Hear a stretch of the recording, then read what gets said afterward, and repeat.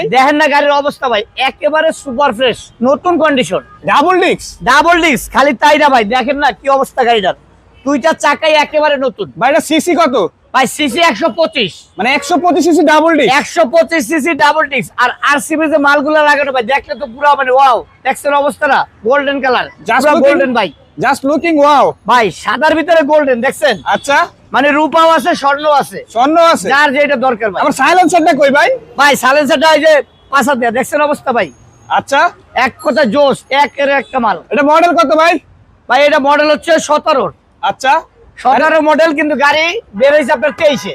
23। আচ্ছা, 23-এ একবারে 23-এর নাম্বার করা, স্মার্ট কার্ড, প্রথম মালিকের গাড়ি।